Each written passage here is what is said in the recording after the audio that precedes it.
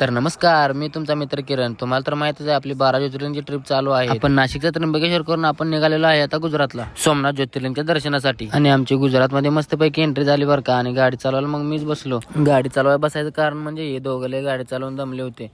मग मी काय म्हणलं आपलं झोपा तुम्ही निवांत, माझं मी गाडी चालवतो. मग गाड्यांना काय एसी लावला त्यामुळे गाड अशी झोप लागली बघा. मग नागेश भाऊच्या आणि माझ्या मनाचं काम, नागेश भाऊनं केला गाण्याचा आवाज फुल आणि मिठाचं असं ढिगार बघत बघत मजा करत गेलो बघा आम्ही दोघं. असं करत गड्या जेवण करण्यासाठी काहीतरी करायला लागतं जुगाड गड्या. मग गड्याने आपलं बघितला मोकळा असलेला शेड आणि ते शेड मध्ये केलं की सगळा बिस्तारा ओपन आणि केले जेवण बनवायला सुरुवात. सुशांत भाऊन घेतलं पापड भाजायला.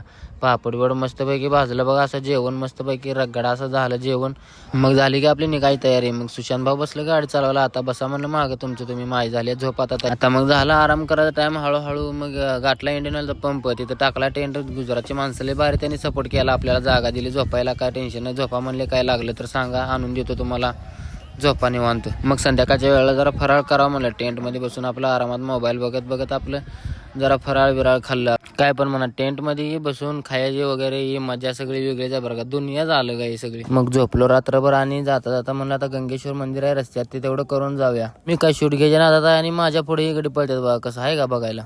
तर हे आहे गंगेश्वर मंदिर, समुद्राच्या काठाला बसलेलं.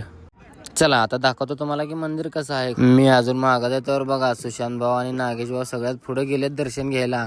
रोहन तर काय कुठं दिसेनाच झालाय. या दोघांचं दर्शन घेतलं, मग मी बी आलो. मग यांच्या सोबत मी पण दर्शन घेतलं. मस्त वाटलं आपलं दर्शन घेऊन. ह्या मंदिराचं असं वैशिष्ट्य आहे की 5च्या 5 जे पिंडे आहेत, 5 पांडवांचे पिंडे आहेत.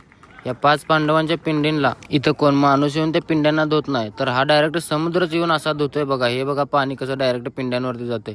तर झालं मस्तपैकी दर्शन. मग आता चला म्हणलं जायचं आपल्याला सोमनाथला पुढं, अजून रनिंग लय वाढायचं आहे.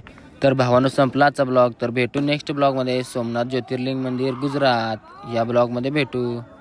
तर गुड बाय.